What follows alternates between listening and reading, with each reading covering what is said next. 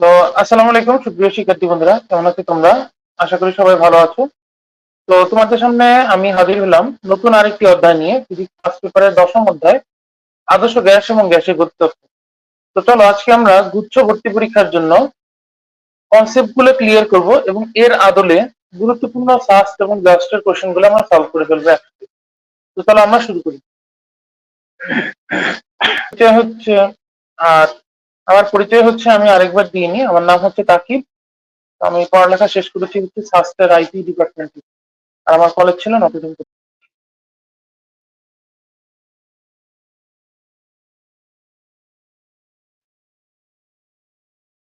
আচ্ছা, তো প্রথমেই হচ্ছে আমরা আদর্শ গ্যাসের কিছু সংক্ষিপ্ত সূত্র আমি একটু দেখে নিব।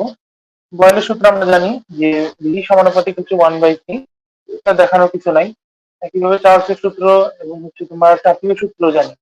এক্সট্রা এখানে যেটা দেখানোর বিষয় সেটা হলো আমার গ্রাফিক্যাল সম্পর্কটা কিরকম, সংক্ষেপে যদি আমি একটু দেখাই। তো মনে করো বয়েলের সূত্রের গ্রাফ যদি আমরা চিন্তা করি, যে ওই চলকগুলা নিয়ে যদি গঠিত গ্রাফকে আমি যদি চিন্তা করি, সেক্ষেত্রে আমার গ্রাফটা হবে আয়তাকার অধিবৃত্তাকার। ঠিক আছে, আয়তাকার অধিবৃত্ত বা শুধু অধিবৃত্তাকার। বইয়ের মধ্যে তোমার অনেক বই বাংলাটা ঠিক থাকলে ইংলিশটা ভুল, নাহলে বাংলাটা ভুল থাকলে ইংলিশটা ঠিক লেখা আছে। তো অ্যাকচুয়ালি অধিবৃত্তের ইংলিশ হচ্ছে হাইপারবোলা। ঠিক আছে, অধিবৃত্তের ইংলিশ কখনোই প্যারাবোলা হবে না। তো ভি বনাম পি গ্রাফ এখন থেকে মনে রাখবা যে গ্রাফটা হবে কি আমাদের অধিবৃত্তাকার, এবং ইংরেজিতে কি যেটাকে আমরা কি বলবো, হাইপারবোলা। তারপরে আসে হচ্ছে তোমার ভি সমানুপাতিক কি, এটা হচ্ছে মূলবিন্দুগামী সরলরেখা। মূলবিন্দুগামী সরলরেখা কখন হবে, যদি তুমি মানে কেলভিন সাপেক্ষে চিন্তা করো। ঠিক আছে, ধরো সমচাপীয় সূত্র যেটা ভি সমানুপাতিক কি, এখানে ভি সমানুপাতিক কি কখন হবে, যখন তুমি এটা হচ্ছে 0 কেলভিন ধরবে। 0 ডিগ্রি সেলসিয়াসের ক্ষেত্রে কখনোই তোমার মূলবিন্দুগামী সরলরেখা হবে না, সেটা হবে ছেদক আকৃতি সরলরেখা। এটা যেন মাথায় থাকে। সিমিলার টাইপ অফ সিচুয়েশন হচ্ছে তোমার টি সমানুপাতিক টি, যদি তোমার 0 কেলভিন হয়। ঠিক আছে, 0 কেলভিন হয় তাহলে তোমার এটা মূলবিন্দুগামী হবে, অন্যথায় কিন্তু সেটাও তোমার কি হবে, ছেদক আকৃতির সরলরেখা। মোটামুটি এই হচ্ছে আমাদের বেসিক কনসেপ্ট। এর পাশাপাশি আরো কয়েকটা সংক্ষিপ্ত কনসেপ্ট যদি তোমাদের আমি একটু মনে করাই দিই। যে কোনো তাপমাত্রায় আয়তন সমান সমান হলো আদি আয়তন প্লাস হলো আদি আয়তন গুণ হলো তাপমাত্রা বৃদ্ধি গুণ হলো প্রসারণ সহগ, যেটাকে হচ্ছে অনেক সময় আমরা কি বলে থাকি, গামা কি বলে থাকি, যে স্থির তাপমাত্রা স্থির চাপে আয়তন প্রসারণ সহগ। সিমিলার টাইপ অফ মানে সিচুয়েশন হচ্ছে আমরা পি এর ক্ষেত্রে পাই। পি থিটা ইকুয়াল টু হচ্ছে পি নট প্লাস হচ্ছে পি নট ডেল থিটা, মানে তাপমাত্রা বৃদ্ধি ইন্টু গামা ভি, মানে স্থির আয়তনে তাপীয় প্রসারণ সহগ, এইভাবে আর কি বলা যায়। কোনো কোনো বইয়ে গামা পি এর পরিবর্তে উল্টাটা লেখা থাকতে পারে, সমস্যা নেই। জাস্ট আমাকে বোঝানোর জন্য বললাম যে স্থির তাপমাত্রায় আয়তনের বৃদ্ধি হবে, স্থির চাপে তোমার হচ্ছে আয়তন বৃদ্ধি হবে, আর স্থির আয়তনে চাপের বৃদ্ধি হবে তাপমাত্রা যদি পরিবর্তনশীল হয়। ঠিক আছে, আচ্ছা তাহলে আমরা সরাসরি ইকুয়েশন সলভে চলে যাই। 0 নাম্বার কোয়েশ্চেন দিয়ে আমরা সলভ শুরু করলাম। তাপ গতিবিদ্যায় যেরকম শূন্যতম সূত্র আছে, আজকের ক্লাসটার একটা ব্যতিক্রম বৈশিষ্ট্য হলো এরকম। তো প্রথম কোয়েশ্চেনটা একটু ভালো মতো খেয়াল করো। কোয়েশ্চেনে কি দেওয়া আছে দেখো, 10 লিটার আয়তনের বদ্ধ পাত্রে 300 কেলভিন তাপমাত্রা 16 গ্রাম অক্সিজেন যে তাপ প্রদর্শন করে, একই পাত্রে একই তাপমাত্রায়, এই জিনিসটা একটু ভালো মতো নোটিস করো, একই পাত্রে একই তাপমাত্রায়, ঠিক আছে, কত গ্রাম নাইট্রোজেন রাখলে একই চাপ প্রদর্শন করবে। অর্থাৎ তোমার এখানে চাপ একই, আয়তন একই, তাপমাত্রা একই, কি বাকি রইল তাহলে? এই জিনিসটা অনেকে ধরতে ভুল করে থাকে।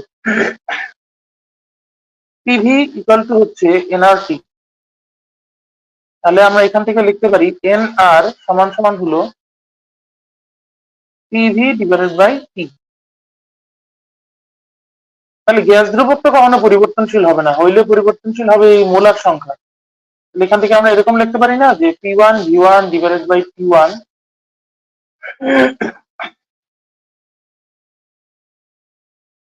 মানে এরকম, মানে এন ইন্টু টি এভাবে লেখা যায়, P V divided by N into T equal to হচ্ছে মোলার গ্যাস ধ্রুবক। P one V one divided by N one T one equal to হচ্ছে P two V two divided by N two T two. মোটামুটি সবাই যেহেতু তোমার fix P1 P2 কাটা, V1 V2 কাটা, P1 T2 কাটা, এখান থেকে আমরা লিখতে পারি না N1 ইকুয়াল টু হচ্ছে কি N2, রাইট? দেন এখানে আমার নোটিস করা যেটা সেটা হলো এখানে 1 নম্বরে কাকে আমি চিহ্নিত করব, অক্সিজেনকে চিহ্নিত করবো 1 নম্বরে, আর 2 নম্বরে চিহ্নিত করবো হলো তোমার নাইট্রোজেনকে। ঠিক আছে, তাহলে অক্সিজেন গ্যাসের জন্য আমি যদি চিন্তা করি, আমি এটাকে রাখলাম অক্সিজেন, এটাকে লিখলাম হলো তোমার নাইট্রোজেন, দেখতে ভালো দেখা যায়। অক্সিজেনে কত গ্রাম দেওয়া আছে? 16 গ্রাম দেওয়া আছে কোশ্চেনে, এই যে 16 গ্রাম। আর আমরা জানি অক্সিজেনের মোলার ভর হলো কত? 32 গ্রাম। ঠিক আছে, তারপরে নাইট্রোজেনের ক্ষেত্রে ভর কত দেওয়া নাই, কিন্তু আমরা নাইট্রোজেনের মোলার ভর জানি কত? 28 গ্রাম। আমরা এখান থেকে যদি বের করি 16 দুগুণে 32, M2 এর মান কত আসে? এই হাফের সাথেই তো মেনলি তোমার কি হয়, 28 গুণ হয় না? তাহলে গুণ হলে আলটিমেটলি কত আসে? 14 গ্রাম। 14 হচ্ছে কি না এখানে উত্তর। ক্লিয়ার কিনা? ক্লিয়ার আসো নেক্সট কোশ্চেনে। খুবই সুন্দর একটা কোশ্চেন, জ্ঞানমূলক। খুবই সুন্দর একটা কোশ্চেন, জ্ঞানমূলক কোশ্চেন, সাস্টে একটা কোশ্চেন। কোশ্চেন কি বলছে দেখো, পানির ত্রৈধবিন্দুর চাপ ও তাপমাত্রা যথাক্রমে কত হবে? ত্রৈধবিন্দু তোমার যখন বের করতে হয় সেই ক্ষেত্রে তোমার একটা নির্দিষ্ট তাপমাত্রা এবং একটা নির্দিষ্ট চাপের প্রয়োজন হয়। এই মানটা অনেকে ভুল করে থাকে, এটার মান একটু বেশিও না আবার এর থেকে কমও না।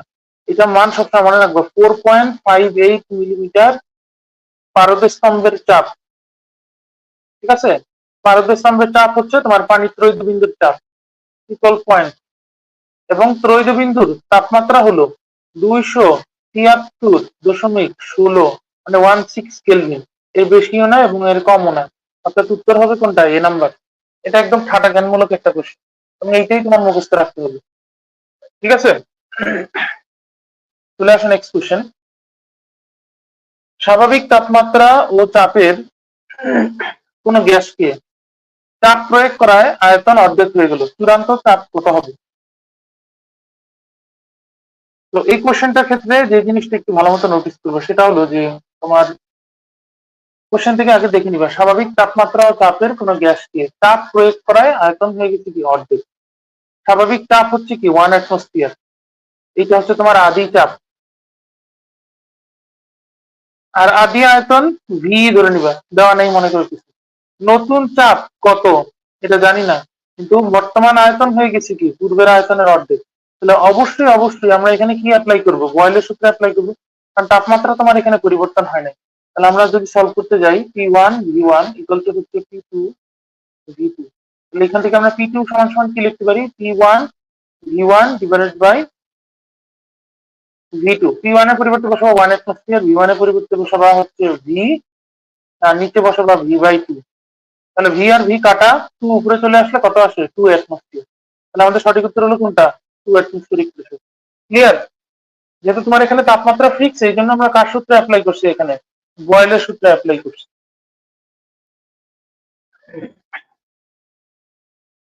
ঠিক আছে, আচ্ছা চলে আসো নেক্সট কোশ্চেন।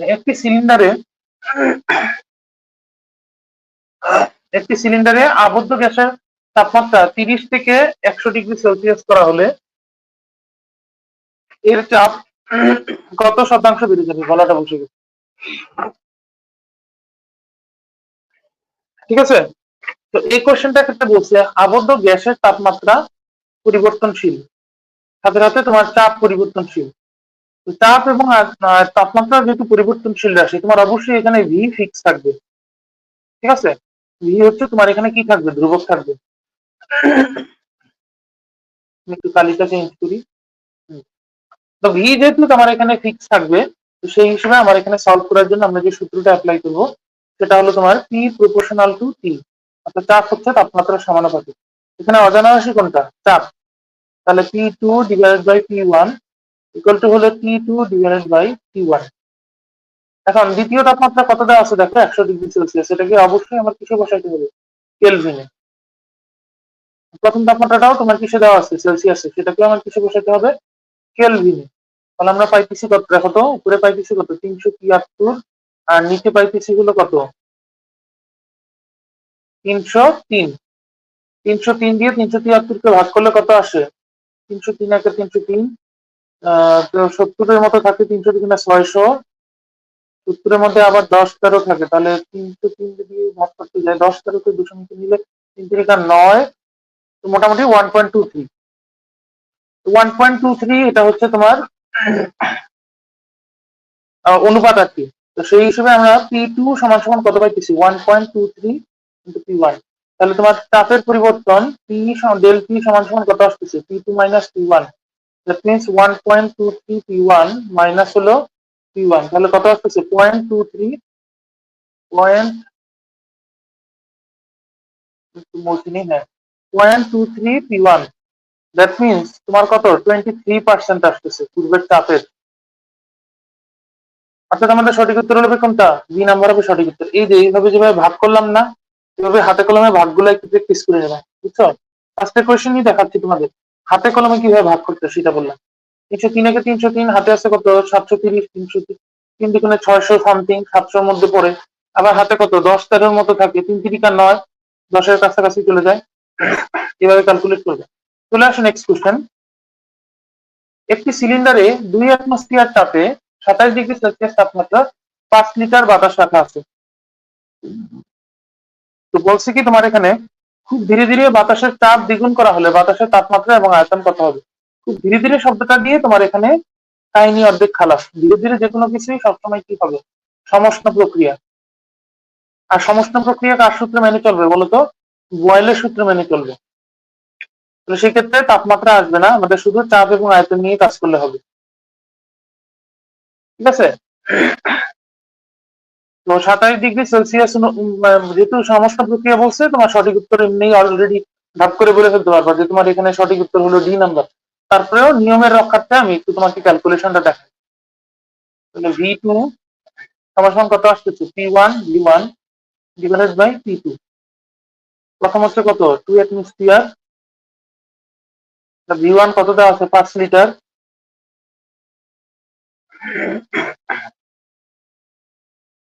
বাতাসের চাপ দ্বিগুণ করা হয়েছে, দ্যাট মিনস এখানে কত 4, মানে 2 কে মানে P2 হচ্ছে কত 2 ইন্টু P1 দ্বিগুণ করা হয়েছে, তাহলে 2 ইন্টু 2 ইকুয়াল টু হলো 4 অ্যাটমসফিয়ার। যদি অ্যাটমসফিয়ার কাটা উপরে নিচে 2 দুগুণে 4, 2 দিয়ে 5 কে কাটলে কত আসে 2.5, তাহলে দ্যাট মিনস কত আসতেছে 2.5 লিটার, ঠিক আছে? এই হচ্ছে আমাদের এটা সলভ। চলে আসো নেক্সট। এবার হচ্ছে আমরা একটু একটু আলাদা একটা কোশ্চেন দেখবো, যেটাতে মধ্যে তোমরা হচ্ছে ঘনত্ব টাইপের রাশি নিয়ে একটু কাজ করার সুযোগ পাবে, ঠিক আছে? সচরাচর ঘনত্ব টাইপের ম্যাথ গুলো আমরা একটু এড়িয়ে যাই বা পরীক্ষায় আসেন, এই জন্য একটা ম্যাথ আমি একটু রাখছি জাস্ট তোমার প্র্যাকটিস করার জন্য। আমি একটু ডায়াগ্রাম সহ ইউজ করব ছবি আঁকার জন্য। দেখো বলছি কি 15 গ্রাম ভরের এবং 30 গ্রাম ভরের দুটি বস্তু, এর আয়তনের 7 ভাগের 2 অংশ পানির উপরের দিকে ভাসে, বস্তু দুটির ঘনত্ব কত? তো মনে করো এই যদি হয় বস্তুর অবস্থা, এটার 7 ভাগের 2 অংশ হচ্ছে পানির উপরের দিকে থাকে। তো মনে করো এই নিচের অংশটুকু হচ্ছে তোমার পানিতে নিমজ্জিত আছে। আমার দরকার হলে পানিতে নিমজ্জিত অংশ, কারণ ওইটা দিয়ে তুমি অপসারিত পানির ওজন হিসাব করবা। পানির নিচে নিমজ্জিত অংশ যদি আমি চিন্তা করতে যাই, পানির নিচে নিমজ্জিত অংশ আছে কত 5/7 অংশ, এটা হচ্ছে তোমার পানিতে নিমজ্জিত অংশ, ঠিক আছে? তাহলে এই পানিতে নিমজ্জিত অংশ দিয়ে আমরা চিন্তা করবো কি বস্তুর ঘনত্ব কত। তাহলে সুতরাং বস্তুর ঘনত্ব কত হবে 5/7 গ্রাম পার কিউবিক সেন্টিমিটার। তার সাপেক্ষে হিসাব করলাম পানির সাপেক্ষে, আর পানির ঘনত্ব হলো কত 1 গ্রাম পার কিউবিক সেন্টিমিটার, ঠিক আছে? পানির ঘনত্ব হলো কত বলতো 1 গ্রাম পার কিউবিক সেন্টিমিটার। তো এই পানির ঘনত্বকেই তোমার হচ্ছে কি কত শতাংশ অপসারণ করতে পারছো তা দিয়ে তোমার কি করতে হবে, গুণ করতে হবে। তাহলে আলটিমেটলি তোমার এখানে কত পাওয়া গেল 5/7 গ্রাম পার সিসি, সেক্ষেত্রে আমি কত পাই 749, সাথে আছে কত 1, 7 থেকে 7, তো মোটামুটি 0.71 যদি আমি কাউন্ট করি, বা আর একটু বেশি দিলাম, 7 দিয়ে 5 কে ভাগ করো, দশমিক 7, 7, 49, সাথে আছে কত 1, 7 থেকে 7, হাতে আছে কত 3, 23, 7, 28, এতটুকু রাখলেই হবে গ্রাম পার কিউবিক সেন্টিমিটার। তাহলে 0.714 গ্রাম পার কিউবিক সেন্টিমিটার। এখন বলছে যে 15 গ্রাম ভর এবং 30 গ্রাম ভরের দুটি বস্তু, এখানে 15 গ্রাম ভরের বস্তু তোমার 7 ভাগের 2 অংশ পানিতে ভাসে, আবার 30 গ্রাম ভরের বস্তু তোমার আলটিমেটলি কত, 7/2 পানিতে ভাসে। তাহলে সেই হিসেবে প্রথম বস্তুর ঘনত্ব যদি তোমার 0.714 গ্রাম পার কিউবিক সেন্টিমিটার হয়, ঠিক আছে? তো সেক্ষেত্রে 30 গ্রাম ভরের বস্তুর তোমার যেহেতু আয়তন একই, অবশ্যই তোমার কি হবে, তার দ্বিতীয় বস্তুর ঘনত্ব বেশি হবে। দ্বিতীয় বস্তুর ভর যেহেতু আমরা জানি রো ইকুয়াল টু কি m/v, রো হচ্ছে m এর সমানুপাতিক, মানে ভরের সমানুপাতিক। দ্বিতীয় বস্তুর ভর যেহেতু বেশি তোমার ঘনত্ব কি হবে, বেশি হবে। দ্বিতীয় বস্তুর ঘনত্ব তোমার কি হবে, 2 ইন্টু 0.714, যেটাকে গুণ করলে কত পাওয়া যায়, 1.428 গ্রাম পার কিউবিক সেন্টিমিটার। এখন এখানে একটা বলার জিনিস বলি, দুইটা বস্তুর যদি একই আয়তন হয়, দুইটা বস্তুর যেহেতু আমাদের এখানে আয়তন একই, সেই হিসেবে ঘনত্ব সম্পূর্ণরূপে নির্ভর করতেছে তোমার কার উপরে, ভরের উপরে। সেই প্রেক্ষাপট থেকে আমরা বলতে পারি কি যে দ্বিতীয় বস্তুর ঘনত্ব বেশি, প্রথম বস্তুর ঘনত্ব কম। সেক্ষেত্রে আমার সঠিক উত্তর হয় কোনটা, 2 নাম্বার হয় সঠিক উত্তর। বুঝতে পারছি কিনা? এইভাবে হচ্ছে তোমরা হচ্ছে এই কনসেপ্টের ম্যাথ গুলো একটু করবে।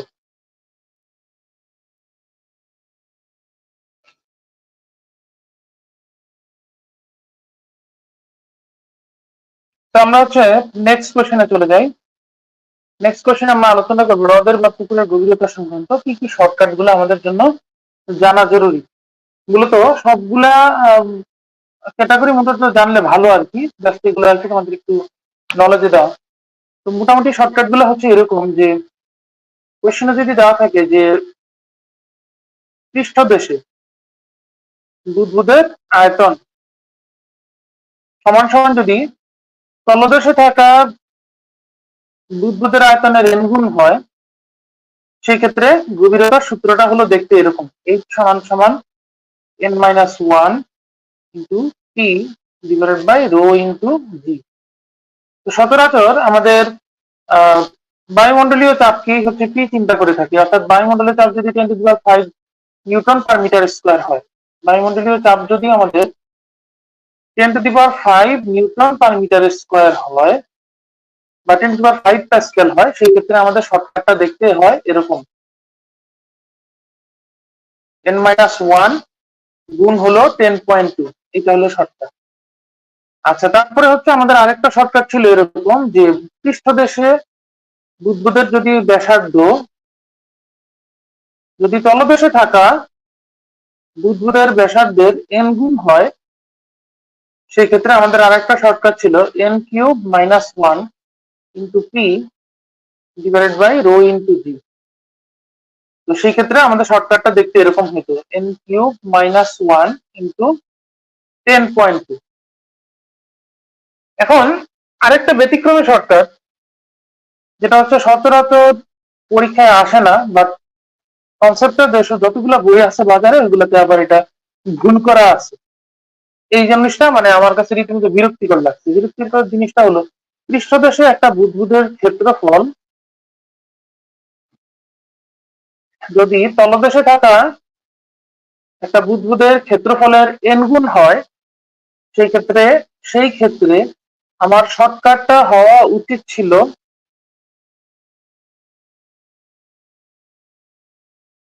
এরকম কিছু, ম্যাক্সিমাম বইয়ের মধ্যে n² লিখে শেষ।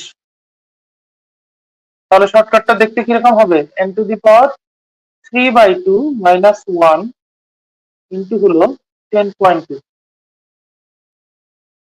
তো এই হচ্ছে আমাদের ক্যাটাগরাইজড শর্টকাট গুলো, এবং এটি দিয়ে করলেই আমাদের মোটামুটি আশা করা যায় যে তোমার ম্যাথ গুলা হচ্ছে মিলে যাবে। এখন এক্সট্রা আরেকটা জিনিস আমি একটু বলি, কোনো কারণে কোশ্চেনের মধ্যে যদি তোমার বায়ুমণ্ডলীয় চাপ যদি 1 অ্যাটমসফিয়ার বা 101.325 প্যাসকেল বা 101.325 কিলো প্যাসকেল দেওয়া থাকে, তখন কিন্তু শর্টকাটটা দেখতে হবে এরকম,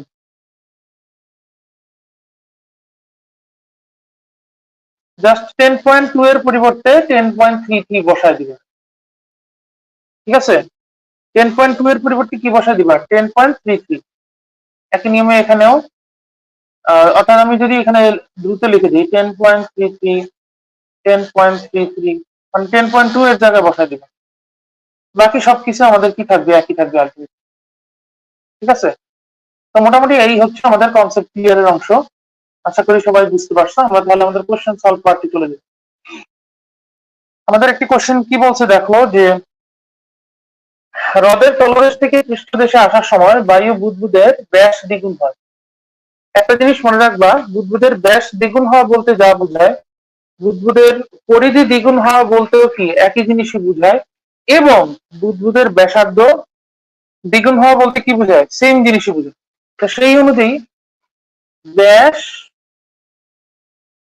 ব্যাসার্ধ পরিধি কতগুণ হয়েছে বলতো, দ্বিগুণ হয়েছে। তাহলে সেই ক্ষেত্রে আমাদের শর্টকাট কি ছিল, যেহেতু তোমার এখানে 10⁵ দেওয়া, আমরা শর্টকাট অনুযায়ী যদি অ্যাপ্লাই করি 10.2 into n cube minus 1 equal to হলো 10.2 2 কিউব অফ, কি লিখলাম এটা, 2 কিউব মাইনাস 1, 2 কিউব মানে হলো কত, 8। তাহলে 10.2 কে আমরা গুণ দিব হচ্ছে 8 দিয়ে, তাহলে কত আসে, 8 দ্বিগুণে 16, 6 হাতে আছে কত 1, 8 দশে 80 আর 1 কত 81। ঠিক আছে, এটি 1.6, অর্থাৎ আমাদের একদম ক্লোজ টু উত্তরটা হচ্ছে তোমার এখানে কত, আমি একটু ভুল লিখেছি, আহ আমি ভুল লিখেছি, 8.2 কিউব মাইনাস 1 না, এখানে আলটিমেটলি 7 বলবে, গুণ হবে কত 7, তাহলে 7 কে গুণ করো, 7 দ্বিগুণে 14, 4 হাতে আছে কত 1, 7 দশে 70, 1 কত 71, 71.4 মিটার। অর্থাৎ সঠিক উত্তর হচ্ছে আমাদের কোনটা, এই যে ডি নাম্বার হলো সঠিক উত্তর, একদম ক্লিয়ার হলো। ক্লিয়ার না? চলে আসো নেক্সট কোশ্চেন এবং কনসেপ্টে, গ্যাসের গতিশক্তি সংক্রান্ত কনসেপ্ট গুলো আমরা একটু দেখব। তো আমাদের একটা সহজ একটা সূত্র বলে দিই, সূত্রটা হচ্ছে এরকম, এন মোল গ্যাসের যদি তুমি গতিশক্তি চিন্তা করো, ঠিক আছে, এন মোল গ্যাসের গতিশক্তি যদি আমরা চিন্তা করি, সেক্ষেত্রে সূত্রটা হবে কি, F/2 nRT, স্বাধীনতার মাত্রা। সেক্ষেত্রে এক পারমাণবিকের জন্য কি হবে, 3/2 nRT, দ্বি পারমাণবিকের জন্য কত হবে, 5/2 nRT, ত্রি পারমাণবিকের জন্য আমাদের কত হবে, 3 nRT, মানে 6/2 nRT। ঠিক আছে, গামার মান যদি চিন্তা করি, এক পারমাণবিকের জন্য কত ছিল, 1.67, দ্বি পারমাণবিকের জন্য কত ছিল, 1.41, ত্রি পারমাণবিক বা বহু পারমাণবিকের জন্য কত ছিল, 1.33। এই গামার মানও কিন্তু স্বাধীনতার মাত্রার সাথে সম্পর্কিত। ঠিক আছে, তো মোটামুটি এই হচ্ছে আমাদের কাহিনী। দেন হচ্ছে এটা হচ্ছে যদি আমাদের এন মোল গ্যাস হয়, আর যদি 1 মোল গ্যাস হয়, 1 মোল গ্যাস হয়, তাহলে জাস্ট এন গুলা বাদ চলে যাবে, বাকি সব কিন্তু আমাদের কি থাকবে, একই থাকবে, 8/2 RT। এবার আসো, প্রতি অণু গ্যাসের জন্য যদি আমি চিন্তা করি, সেই ক্ষেত্রে প্রতি অণু গ্যাস, সেক্ষেত্রে কিন্তু আমরা এন বসাইতে পারবো না। প্রতি অণু গ্যাসের জন্য যদি আমি গতিশক্তি চিন্তা করতে চাই, সেক্ষেত্রে আমাদের সূত্রটা কি দাঁড়াবে, F/2 into k into T. কারণ মোলার গ্যাস ধ্রুবকের জন্য তোমার হচ্ছে কি চিন্তা করতে হবে, তোমার ধরো যে মোল চিন্তা করতে হবে, এখন অণুর জন্য কি চিন্তা করতে হবে, বোল্টজম্যান ধ্রুবক চিন্তা করতে হবে। আর বোল্টজম্যান ধ্রুবক মানেই হলো কি তোমার মোলার গ্যাস ধ্রুবক ডিভাইডেড বাই অ্যাভোগাড্রো নাম্বার। বুঝতে পারলাম? তো এই হচ্ছে আমাদের গতিশক্তির আপাতত। আর হচ্ছে প্রতি একক আয়তনে, ঠিক আছে, প্রতি আয়তনে বা প্রতি একক আয়তনে যদি আমরা গড় গতিশক্তি চিন্তা করি, তো প্রতি একক আয়তনে গড় গতিশক্তিকে আমি এইভাবে মার্কিং করলাম, এই যে এইভাবে একটা মার্কিং দিই। গড় গতিশক্তি যদি আমরা চিন্তা করি, সেক্ষেত্রে আমাদের সূত্রটা কি হবে, 1/3 রো ইন্টু সি স্কয়ার। গড় বর্গমূল বর্গবেগের সাথে আমরা চিন্তা করতেছি, হাফ এম ভি স্কয়ারের থেকেই তোমার মেনলি 1/3 রো সি স্কয়ারের মতো আর কি সেটা বলা যায়। আর আদর্শ গ্যাসের ক্ষেত্রে আমরা চাপের সমীকরণ হিসেবে এরকম লিখতে পারি, পিভি সমান সমান হলো 1/3 এম এন সি স্কয়ার। এখানে উভয় পক্ষকে আমি যদি তোমার কত, এখানে এম এন মানে আসলে তোমার আলটিমেটলি রো বোঝায়, যদি আমি বলতে চাই। আচ্ছা, তো পিভি এর ক্ষেত্রে আমি যদি চিন্তা করি, পিভি কে আমরা তাহলে এরকম লিখতে পারি 2/3 ইন্টু হলো ই, অর্থাৎ একক আয়তন অণুগুলো গ্যাসের চাপের সাথে তোমার শক্তির যদি আমি তুলনা করি, সূত্রটা হচ্ছে দেখতে এরকম দেখা যায়। তো মোটামুটি এই হচ্ছে আমাদের কনসেপচুয়াল আলোচনা। চলে আসে আমাদের নেক্সট কোশ্চেন। কোন আদর্শ গ্যাসের স্থিতিশক্তি সবসময় কি হবে? আদর্শ গ্যাসের স্থিতিশক্তি সবসময় হচ্ছে আমরা শূন্য চিন্তা করে নিই। কারণ হচ্ছে আদর্শ গ্যাসের ক্ষেত্রে আমরা চিন্তা করে নেই যে এর অভ্যন্তরীণ কোনো অণু থাকবে না, মানে অণুর কোনো আলাদা কোনো আয়তন থাকবে না, অণুর আলাদা কোনো গ্যাসের গতিশক্তি চাপ শক্তি কিছু থাকবে না। ঠিক আছে, অর্থাৎ তোমার প্রেষণ গুণাঙ্ক খানিকটা এইভাবে চিন্তা করা হয়, জেড ইকুয়াল টু জিরো। আর জেড ইকুয়াল টু জেড মানেই হচ্ছে কি তোমার পিভি ডিভাইডেড বাই এনআরটি। আর পিভি মানেই কি তোমার গ্যাসের গতিশক্তির সাথে সম্পর্কিত আছে। পিভি যদি জিরো হয়, ওই যে একটু আগে দেখছিলাম মানে 2/3 ইন্টু ই, এটা মানে কি পিভি না? এটাও তো তখন তোমার জিরো হবে। আর এটা জিরো হওয়া মানেই হলো কি তোমার ই এর মানে জিরো হওয়া। গ্যাসের আদর্শ গ্যাসের স্থিতিশক্তি অবশ্যই আমাদের কি হইতে হবে? শূন্য হইতে হবে। ক্লিয়ার? চলে আসো নেক্সট কোশ্চেন। একটি আদর্শ ব্ল্যাক বডি, ঠিক আছে, কৃষ্ণ বস্তু, একটি আদর্শ ব্ল্যাক বডি এর শোষণ ক্ষমতা কত? সচরাচর যে কোনো ব্ল্যাক বডি সম্পূর্ণরূপে শক্তি শোষণ করতে সক্ষম। তো এখন আদর্শ ব্ল্যাক বডির ক্ষেত্রে যে বৈশিষ্ট্যগুলো, সেটা হলো তোমার ম্যাক্স প্লাঙ্কের কোয়ান্টাম তত্ত্ব অনুযায়ী এখানে তোমার বিকিরণ এবং শোষণের একটা ক্যালকুলেশন চলে। তো আদর্শ বস্তু সবসময় তোমার 100% শোষণ করবে। আদর্শ যদি না হয়, সে কিছু শোষণ করবে, হ্যাঁ, কিছু শোষণ করবে, কিছু প্রতিফলন করবে, কিছু প্রতিসরণ করবে, কিছু বিকিরণ করবে, অনেক রকম কাহিনী করতে পারে।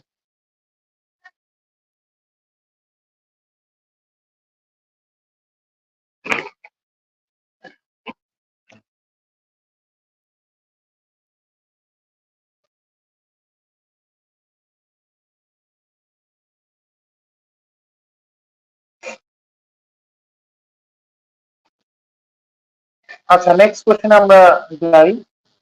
এখানে বলছে যে গ্যাসের একটি অণুর স্বাধীনতার মাত্রা 6 হলে শক্তির সমবিভাজন নীতি অনুসারে প্রতিটি অণুর গড় শক্তি কত?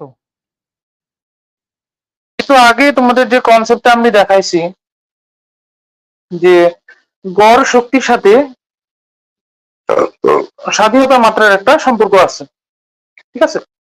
তো সেই সূত্র অনুযায়ী আমরা যদি এটা ইজিলি কিন্তু আমরা কি করতে পারি বলতো, ক্যালকুলেট করতে পারি। তো সেই অনুযায়ী আমাদের সঠিক উত্তরটা দাঁড়াচ্ছে হচ্ছে তোমার কত?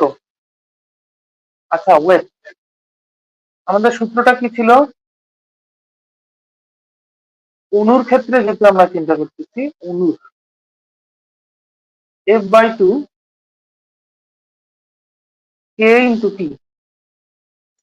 তো স্বাধীনতার মাত্রা হচ্ছে 6 দেওয়া আছে, তাহলে অবশ্যই আমরা এখানে 3 কেটি পাওয়ার কথা, তাই না? 3 ইন্টু কেটি, অর্থাৎ সঠিক উত্তর হলো আমাদের কোনটা? B number. মাঝে মাঝে দেখবা যে বাজারে অনেক বই আছে, বইগুলোর মধ্যে উত্তর ভুল আছে, ঠিক আছে। এই জন্য আমি একটু রিমাইন্ডার করে দিলাম। আমাদের গড় গতিশক্তি সূত্র। চলে আসে নেক্সট কোশ্চেন। কোশ্চেনে বলছে 127 ডিগ্রি সেলসিয়াস তাপমাত্রায় 22 গ্রাম কার্বন ডাই অক্সাইড গ্যাসের অণুসমূহের গতিশক্তি আমাদের এখানে কত হবে? কোশ্চেন যখন সলভ করতে যাবা, সবার আগে কি করবো, ডাটা গুলাকে প্রয়োজনীয় ডাটা, মানে এখানে যতগুলো ডাটা দেওয়া আছে সবগুলোতে তোমার কোশ্চেন সলভ করার ডাটাতে কনভার্ট করে নিতে হবে। তো 127 ডিগ্রি সেলসিয়াস যেহেতু দেওয়া আছে, এটাকে আমরা প্রথমে কিসে নিয়ে নিবো? কেলভিনে নিয়ে নিবো। তাহলে 127 ডিগ্রি সেলসিয়াসের সাথে আমরা যদি 273 যোগ করি, অবশ্যই আমরা কত এখানে কত পাবো? 400 কেলভিন পাবো। নিয়ে নিলাম। 22 গ্রাম হচ্ছে তোমার কার্বন ডাই অক্সাইড, এটা আমরা জানি, এখান থেকে দেখতে পাচ্ছি 22 গ্রাম কার্বন ডাই অক্সাইড। আর কার্বন ডাই অক্সাইডের মোলার ভর কত? মোলার ভর আমরা কত জানি? কার্বন হচ্ছে কত? 12, 16 32 আর 12 কত? 44 গ্রাম। ঠিক আছে, কার্বন ডাই অক্সাইডের মোলার ভর হচ্ছে 44 গ্রাম। তো এখান থেকে তোমার গতিশক্তি বের করতে হবে। তো যেহেতু এটা বহু পারমাণবিক, তো গতিশক্তি যদি আমরা চিন্তা করি, P/2 এনআরটি দিয়ে করো, ঠিক আছে। বইয়ের মধ্যে যেহেতু 3/2 দিয়ে করা আছে, আমরা আর এক্সট্রা ঝামেলা করতে যাবো না। তো 3/2 যদি আমরা গুণ করতে যাই, আমরা জানি এই যে মূল সংখ্যা মানে আমরা পড়ছিলাম না যে বস্তুর ভর ডিভাইডেড বাই তার মূলার ভর। তাহলে এখানে আমরা লিখতে পারি, সূত্রটা একটু লিখে নিই, M divided by capital M into R into T. এবার ডাটা গুলা বসে, T by 2 22 divided by 44 into গুলো 8.314 ইন্টু গুলো 400। তাহলে 22 দ্বিগুণে 44, 2 দ্বিগুণে 4, এই 4 দিয়া হচ্ছে 400 কে কাটলে কত থাকে 100।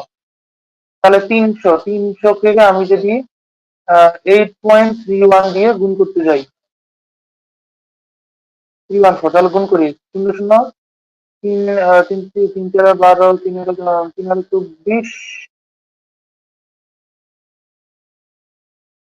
আচ্ছা 0 আগে বসে দিলাম, 3 12 2,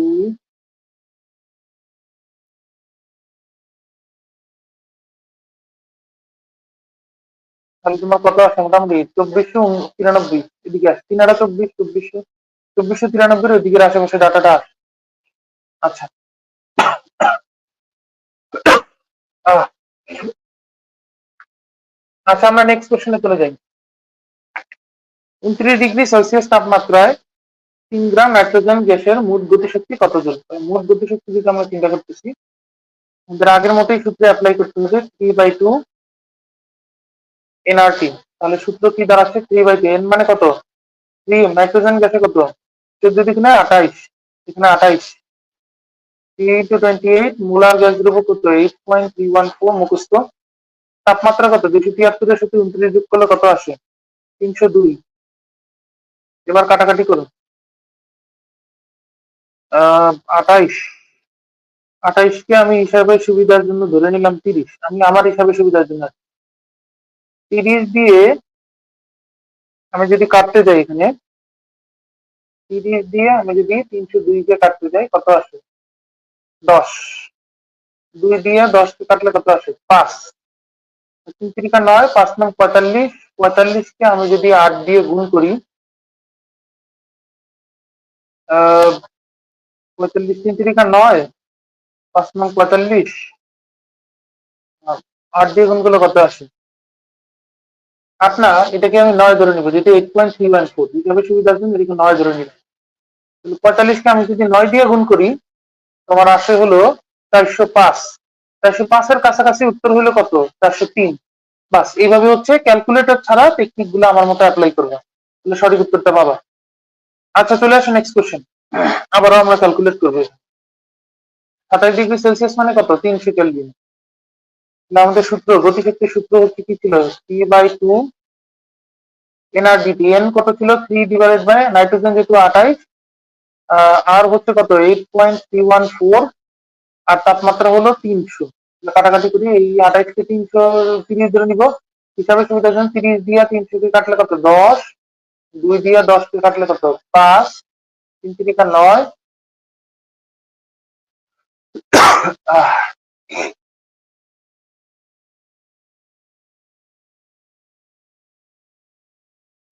3 3 9, 5 9 45। তাহলে 45 কে যেহেতু 28 কে আমি 30 ধরছি, আমি কিন্তু হরকে একটু বড় বানাই ফেলছি, সেই জন্য আমি হিসাবে সুবিধার জন্য কি করবো, 45 কে আমি যদি ধরো যে কত 8 কে আমি ধরো 9 বানাই নিলাম আগের মতো ক্যালকুলেট করার জন্য, 45 কে আমি যদি 9 দিয়ে গুণ করে কত আসে 405, 400 একটু উপরে আসে। তো উত্তর এখানে কত দেখানো যায়,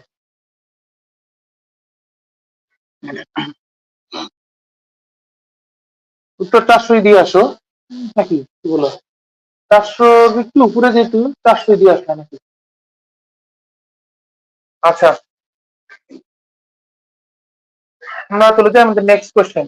এখন হচ্ছে আমরা আলোচনা করব তাপমাত্রা এবং মূল গড় বর্গবেগের মধ্যে যে সম্পর্ক আছে, সম্পর্কগুলোর কোন কোন দিকগুলো তোমার মাথায় রাখতে হবে, বিশেষ করে গুচ্ছের জন্য। ঠিক আছে, কারণ হচ্ছে আমরা গুচ্ছ টাইপের কোশ্চেন গুলাই বেশি দেখি। আমাদের সূত্র ছিল CRMS, গড় মূল বর্গবেগ ইকুয়াল টু হচ্ছে √3RT ডিভাইডেড বাই m, মূলের হিসাব দিয়ে যদি করি। বা আমাদের আরেকটা সূত্র ছিল এই সম্পর্কিত, 3T ডিভাইডেড বাই রো, আয়তন দিয়ে আমরা ভাগ করে দিচ্ছি। দ্যাট মিনস তোমার এখান থেকে বোঝা যাচ্ছে যে গড়মূল বর্গমূলের সাথে তোমার তাপমাত্রার একটা বর্গমূলের একটা সম্পর্ক আছে। বা এখানে আমরা যদি আরো কয়েকটা সূত্র লেখা যায়, পিভি ইকুয়াল টু যদি নাটি লিখে যায় পিভি ডিভাইডেড বাই এম, এভাবে আমরা সূত্র লিখতে পারি। সিআরএমএস এর মোটামুটি এই কয়টা সূত্র জানলেই আমাদের হবে। আচ্ছা, এখন হচ্ছে তোমার সূত্র ভাঙার পালা। সি স্কয়ার সমানুপাতিক হলো টি, অর্থাৎ সিআরএমএস এবং রুট ওভার টি এর মধ্যে যদি গ্রাফ আঁকতে যাও, গ্রাফটা হবে মূলবিন্দুগামী সরল রেখা, কোনো সন্দেহ নেই। কিন্তু আমি যদি সিআরএমএস এবং টি এর মধ্যে যদি গ্রাফ আঁকতে যাই, গ্রাফটা হবে তোমার এরকম টাইপের গ্রাফ। কারণ এখানে যে অক্ষের উপর তোমার পাওয়ার বা সূচকটা দেওয়া, সেই অক্ষের বিপরীত দিকে হচ্ছে তোমার দ্রুত গতিতে বৃদ্ধি পায় গ্রাফটা। মানে এখানে যদি টি এর উপর স্কোয়ার থাকতো, গ্রাফটা হতো তোমার এরকম। আমি তোমাকে ডট ডট লাইন দিয়ে দেখানোর চেষ্টা করি। এই যে এরকম টাইপের একটা গ্রাফিক, ঠিক আছে? তো মোটামুটি এই হলো কাহিনী গ্রাফিক অর্ধপ্রান্তিক। আচ্ছা, তাহলে আমরা নেক্সট কোশ্চেন সলভ করি। দেখো কোশ্চেনে কি বলছে, দেখো কোনো গ্যাসের তাপমাত্রা 100°C থেকে বাড়িয়ে 200°C করা হলো। তাপমাত্রা বাড়ায় দিচ্ছে আর কি, ঠিক আছে?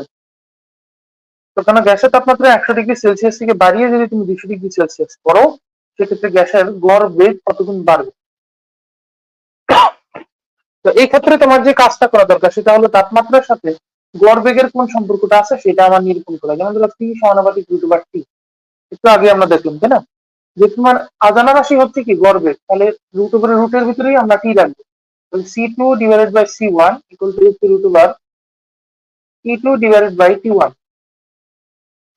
এখানে T2 হচ্ছে কত, 200°C এর সাথে আমি যদি 273 যোগ করি পাবা হচ্ছে 473, আর 273 এর সাথে আমি যদি 100 যোগ করি সেক্ষেত্রে কত পাবা, 373। 473 ডিভাইডেড বাই 373। মোটামুটি আমরা এখানে একটা ক্যালকুলেশন যদি আমরা করতে পারি, 373 একে 373, 100 বাকি থাকে, তাহলে 373 দ্বিগুণে সামথিং কিছু একটা, 37 দ্বিগুণে 740, এরকম কিছু একটা আসে, ঠিক আছে?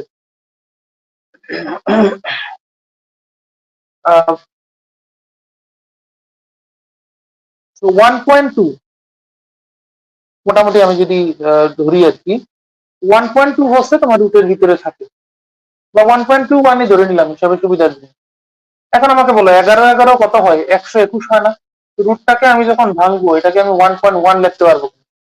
দ্যাট মিনস তোমার এখানে কত পাওয়া যাচ্ছে, C2 সমান সমান কত, 1.1 ইন্টু C1, অর্থাৎ গ্যাসের গড় বেগ বৃদ্ধি পাওয়ার পর হয়েছে কত গুণ, 1.1 C1 বা 1.13 গুণ। অ্যাকচুয়ালি বৃদ্ধি পাইছে হলো এখানে, যেহেতু মানে পুরান আমলের টিচার মানুষ তো এই ক্যালকুলেশন গুলো এমনি একটু জোড়াতালি মেরে দেয়। 1.1 C1 মাইনাস হলো C1 ইকুয়াল টু কত আসে, 0.1 C1। 0.1 C1 কে আমি যদি পার্সেন্টেজে নিয়ে যাই, তোমার হলো 10% আসে বা 11% আসে। গুণের হিসাবে তোমার হচ্ছে এত গুণ হয়েছে বৃদ্ধি পাওয়ার পরে, বৃদ্ধি পায় নাই এত গুণ, বৃদ্ধি পাইছে হলো 0.1 গুণ। তো এখন যেহেতু অপশন এইভাবে দেওয়া আছে, আমাদের এইভাবে উত্তর করতে হয় আর কি। তো মোটামুটি এই হচ্ছে আমাদের এই ম্যাথের সলভ। চলে আসুন নেক্সট কোশ্চেন। কোশ্চেনে কি বলছে দেখো, 30°C তাপমাত্রায় হিলিয়াম এবং জেনন গ্যাসের বর্গমূল গড় বর্গবেগের অনুপাত কত হবে? তো আমরা আগে জানবো যে হিলিয়াম এবং জেনন গ্যাসের ক্ষেত্রে তাদের মোলার ভর কত। তো আমরা মোটামুটি এটা জানি যে হিলিয়াম গ্যাসের ক্ষেত্রে মোলার ভর হলো 4, ঠিক আছে? 1 মোলার ভর হলো কত, 4 গ্রাম। তো ওই ক্যাটাগরির মধ্যেই তোমার কি কি আছে, হিলিয়াম, নিয়ন, আর্গন, ক্রিপ্টন, জেনন, মোটামুটি বেশ ভালো নিতে আসছে। এখানে যদি 18 করে বাড়ে, এখানে বাড়ে 36 করে, তো সেই হিসেবে তোমার নিচে চলে আসে হচ্ছে কত, 31 মতো সম্ভবত।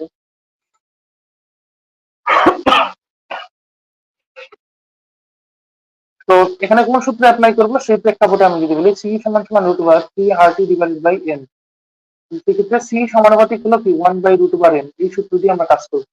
তাহলে C2 divided by C1 divided by C2 equal to হচ্ছে M2 ডিভাইডেড বাই M1। তাহলে হিলিয়ামের ক্ষেত্রে উপরে তোমার বসাইতে হয় হচ্ছে, আচ্ছা নিচে হিলিয়ামটাকে, আচ্ছা 1 নাম্বার গ্যাস হচ্ছে আমি জেননকে ধরে নিই, 2 নাম্বার হচ্ছে হিলিয়ামকে ধরে নিলাম, কারণ এখানে মোটামুটি ডাটাগুলো ওয়ানের নিচে দেখা যাচ্ছে, একটা ডাটা আবার ওয়ানের উপরে দেখা যাচ্ছে, তারপরে ধরি দেখা যাচ্ছে। উপরে যদি আমি 131 বসাই, নিচে যদি আমি 4 বসাই, তাহলে কত আসে দেখি। 4 দিয়ে 131কে যদি ভাগ করি, 3 তেরা 12, 3 তেরা 12 কত, রুট 0 যদি 536, 6-এর একটু নিচে, 6-এর একটু নিচে ডাটাগুলো এখানে নাই, তো আলটিমেটলি এইভাবে করা যাবে না। তো ওইভাবে করবো যে জেনমকে 1 নাম্বার আর হিলিয়ামকে 2 যদি ধরি, তাহলে আমার ডাটাটা আসে 4/131, তাহলে 1/33, 1/33 হলে কত আসে, 1 বাই একুরেট যদি ক্যালকুলেট করতে যাই, 17/102, অর্থাৎ 0.17। সঠিক উত্তরটা আসে তোমার C নাম্বার। একটু ক্যালকুলেশনের জন্য দেখাইলাম, কখনো এত কাছাকাছি ডাটা থাকবে না, ঝামেলা হয়ে যাবে নাইলে ক্যালকুলেটর ছাড়া ম্যাথ করতে, জাস্ট নমুনার জন্য, যার যেহেতু জাস্ট এবার কোশ্চেন করবে এই জন্য এই ক্যাটাগরির কোশ্চেন গুলো একটু দেখান, এবার গুচ্ছের কোশ্চেন কিন্তু জাস্ট করবে, ঠিক আছে। আচ্ছা তারপরে আমরা চলে আসি আরেকটা ম্যাথে। কোশ্চেনে কি বলছে দেখো, 0°C তাপমাত্রার অক্সিজেনের 0°C তাপমাত্রা অক্সিজেনের মূল গড় বর্গবেগ 461 মিটার পার সেকেন্ড হলে 100°C তাপমাত্রায় এর বেগ কত হবে। তো এখানে T1 হচ্ছে 0°C বা 273 কেলভিন, T2 হচ্ছে তোমার এখানে 100°C বা 373 কেলভিন। এইখান থেকে আমি যদি ক্যালকুলেট করি, C সমানুপাতিক হলো কত, √3। এই সূত্র বেসিসে আমি যদি যাই, T2/C1 ইকুয়াল টু কি, √T2/T1 আসে। T2/T1 মানেই হলো তোমার 373 ডিভাইডেড বাই 273, যেটাকে হচ্ছে আমরা হাবিজাবি করলে, মানে একটু আগে তোমাদের ক্যালকুলেশন দেখাইছিলাম, ক্যালকুলেট করলে 1.1 আসে। সেই হিসেবে সি এর মান তোমার এখানে কত চলে আসা কথা, C2 সমান সমান 1.1 কিন্তু হলো C1, মানে 1.1 কিন্তু হলো 461। এখন 461 কে আমি যদি 1 to 1 দিয়ে গুণ করতে যাই, কত আসে এটা একটু আমি একটু দেখি, হাতে হাতে ক্যালকুলেট করি। 4610164, তাহলে 1 6 এর 7 প্লাস 10 এর 0, হাতে আছে কত 1, প্লাস এর কত 5, তাহলে তোমার মোটামুটি কত আসবে। তো এখানে তো তোমার কত 500 সামথিং কিছু একটা আসে, ঠিক আছে, 507.1, 500 এর কাছাকাছি তোমার এই ডাটাটা আছে। তো এইটাই হচ্ছে আমরা উত্তর হিসেবে দিয়ে আসি। ক্লিয়ার, এই হচ্ছে আমাদের ক্যালকুলেশনের টেকনিক। আচ্ছা আমরা আমাদের নেক্সট কোশ্চেন চলে যাই, আমরা আরো কিছু ক্যালকুলেশনের টেকনিক এক্সপ্লোর করার চেষ্টা করি, ঠিক আছে। ভাগটা মনে একটু রেঞ্জের বাইরে চলে গেছে, একটু রেঞ্জের মধ্যে একটু লিখি। 461 ইন্টু 1.1, 461 0 1 6 4 1705.1। ওকে, চলে আসো নেক্সট। কোন আবদ্ধ গ্যাসের তাপমাত্রা 0°C থেকে বাড়িয়ে 273°C করা হলে গ্যাসের অণুগুলোর গড় বেগ কতটুকু মানে এখানে বৃদ্ধি পাবে। তো সিমিলার টাইপ অফ সিনারিও আমাদের এখানে, যে সি সমানুপাতিক হলো √T, এটা দিয়ে আমরা বরাবরের মতো স্টার্ট করবো। C2/C1 ইকুয়াল টু হচ্ছে তোমার √T2/T1।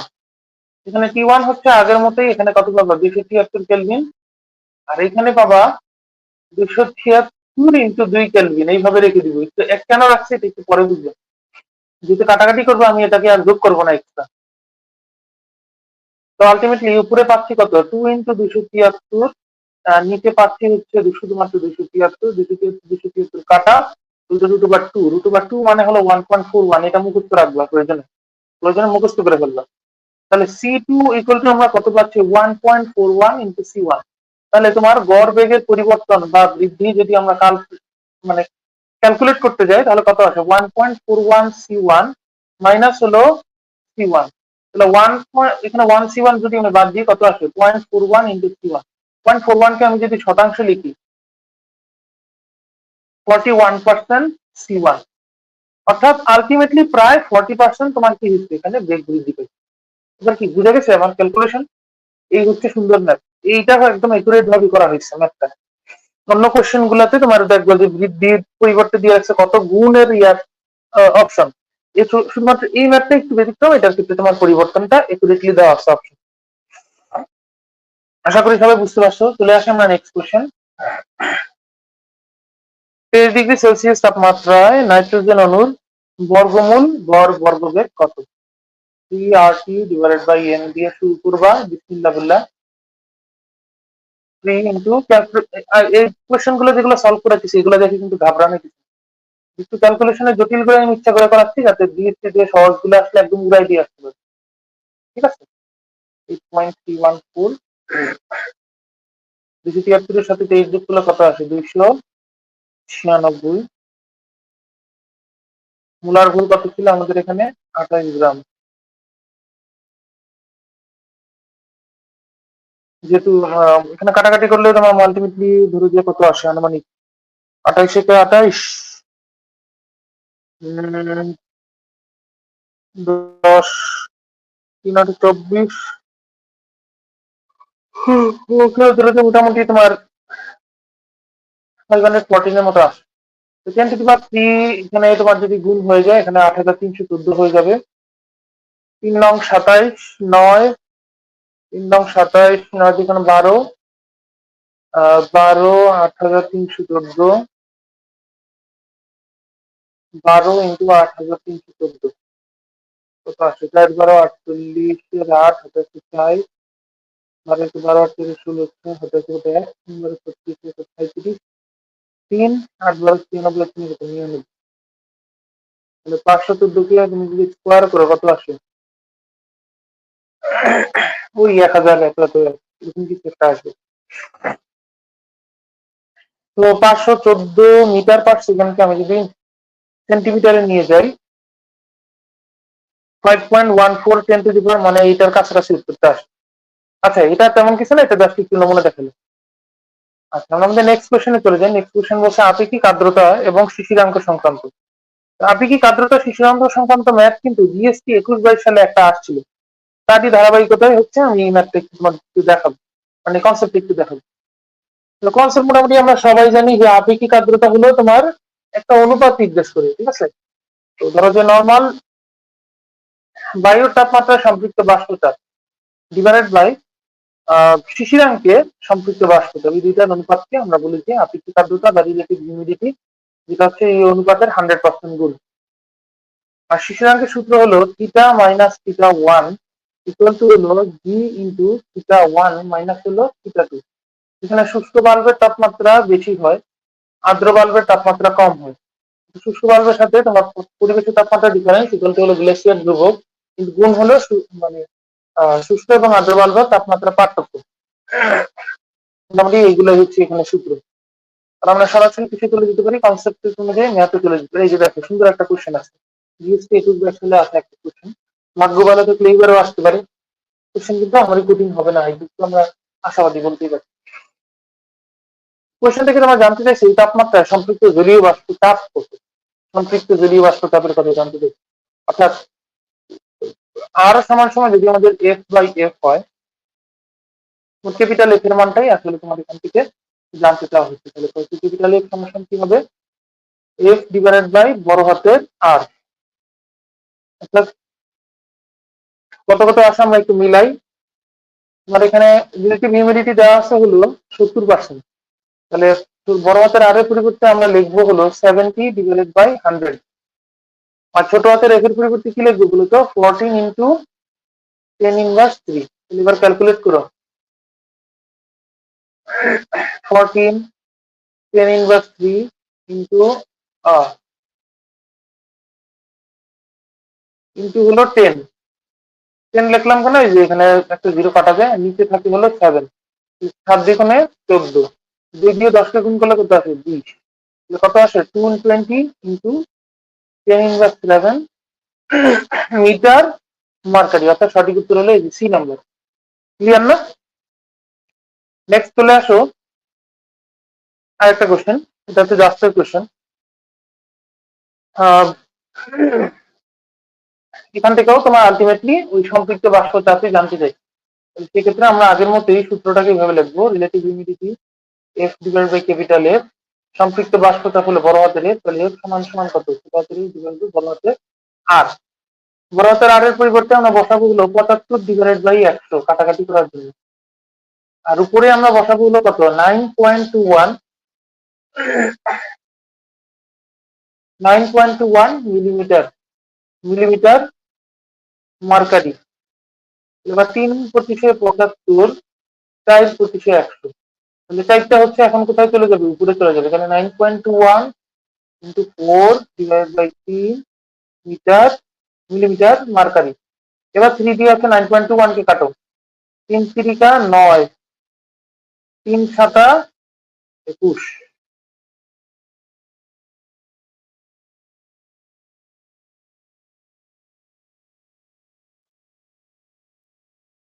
3.07 কে আবার 4 দিয়ে গুণ করো, 4×7 = 28, 8 27 কত 2, 4 0 0, 2 এর 2, 3 তেরা 12, তাহলে 12.28 millimetre mercury. Millimetre mercury option আসেনি, এই যে একদম হুবহু আছে।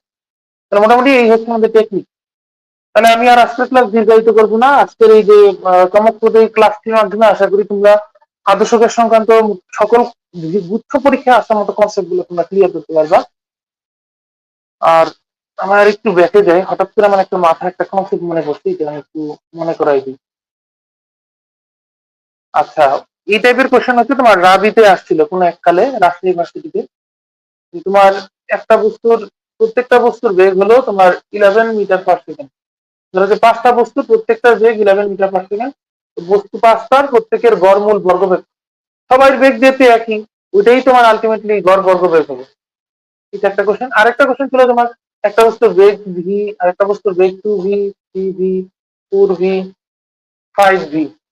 এই ক্ষেত্রে তোমার এই 5টা বস্তুর গড় মূল বর্গবেগ কত, এটা অনেক সময় বের করতে বলছে।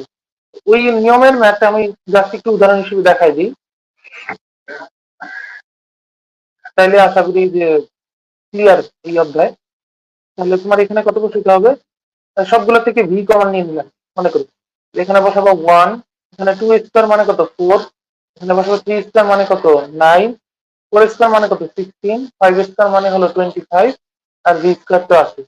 কয়টা রাশি নিচ্ছি 5টা, 5 দিয়ে গড় করি, তাহলে উপরে কত আসছে 4 রেখে 5, 9 পাশে 14, 14 আসলে কত 30, 30 টা বুঝতে কত 55, 55 divide by 5 into V square, তাহলে √11 ইন্টু ভি স্কয়ার, বা যেটাকে আমরা লিখতে পারি ভি ইন্টু √11। তো এই টাইপের গড়মূল বর্গবেগ দেখলে ঘাবড়ানোর কিছু নেই, জাস্ট একটা একটা করে স্কোয়ার করে যোগ করে যতগুলা নিছো তত দিয়ে ভাগ দিবা। ঠিক আছে, যে এরকম যদি দেওয়া থাকে যে এতগুলা ইয়ে আছে, এদের গড়মূল বর্গবেগ কত ইয়ে। তাহলে আমি আর আজকের ক্লাস দীর্ঘায়িত করছি না, ঠিক আছে।